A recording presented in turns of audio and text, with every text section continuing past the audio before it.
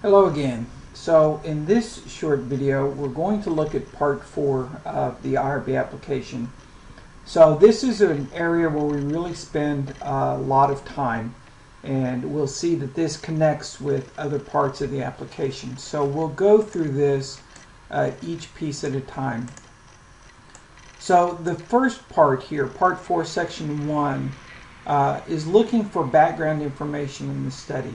Okay, and here we want to see an objective of the research, the purpose, the research questions, hypothesis or hypotheses if there are any relevant information. The goal here is that we want to see that what they're doing is actual research.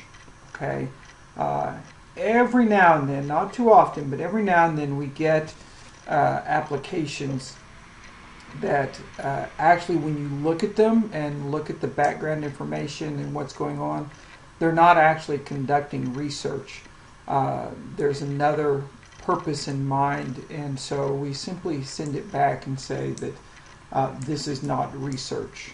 And so that's really what we're looking at here in this section 1, is we want to see that basic idea of where this fits into research. Section 2, describe the research design of the study. Here we obviously want to look at the design and get just a general idea of the design. We have a nice split, I would say, between methodologies of whether it's quantitative or qualitative. And some mixed methods come through. Here we're looking more at the design. How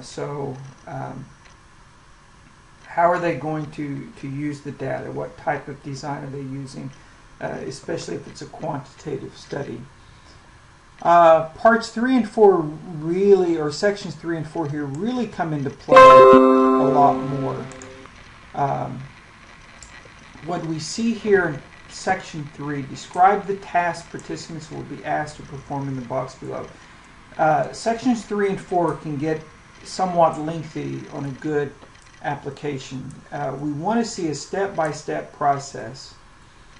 We also want the PI to include approximate time that the participants will be involved in the study. And it's not uncommon that we ask them to adjust the times, because we'll look at survey questions if there are survey questions, and explain that we feel that it's unrealistic sometimes for short time periods, and we'll ask them to adjust the time. So we want to see the time the participants will be involved in the study. Here we want to see if data collection instruments will be used, the time necessary to complete them. That's kind of just what I said. The frequency and method of administration, such as telephone, mail, or face-to-face interview. So here what we're looking at is we really want to see the process that's going to be used. For example, and I feel that investigators have this in mind. They're just sometimes don't put it down so that people who are not involved in the study understand it. And we all do that, so it's no problem. But for example, if you're going to recruit by email, then let us know that process. Will you send an email? Will you send the consent form along with the email? And if so, how will that consent form get back to the investigator? Or will you send an email for recruitment and include a link to a survey where the first page of the survey has the consent form that says if you want to proceed, then click yes, indicating you agree to the consent form. So those are the types of things that we really want spelled out in more detail here. If an investigator is going to visit classrooms, then how will that investigator get surveys distributed into the individual classrooms, and how will those surveys be collected, and that kind of stuff. And this will come into play later on when we talk about things like anonymity and confidentiality and the difference between those things. So that's why we want this spelled out here. We want a simple step-by-step process so we can see what's happening in the study. We also want to see the actual questions that the participants are going to be asked. And we simply review the questions just to make sure there's nothing in there that might harm the participants in some way. Typically when we're talking about questions here harming participants, we're looking at maybe reliving traumatic events and those kinds of things. And so what we like to see in survey instruments is an actual link to the survey. We require that participants be allowed to skip questions, and so we want to see that the survey is set up that way. We also want to see that if the investigators indicate that the first page of the survey will be the consent form, then we want to see that that is indeed the case. Protocols for interviews. These are for qualitative studies, obviously, and so we realize that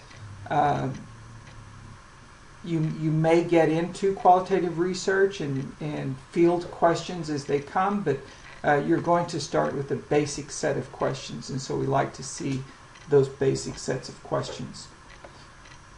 Part 4 is important because we're looking at how participants are actually recruited. And especially if you're conducting email, if you're involving students, how are you going to recruit students? One of the things that I insist upon is that researchers do not take class time, and so I insist that they indicate if they're going to recruit from a class that they do so at the end of a class in this section. So we might see something here like a snowball effect of participants, and that's fine, obviously. We just want to see how the participants are going to be recruited. Here we also want to see if they're going to be recruited on campus or in the community through flyers. We want to see those flyers. If there's an email script that will be sent out to everybody, we want to see that email script. We just want to review these things to see from the participants' perspective what they can expect if they were to see or hear the advertisement for the research.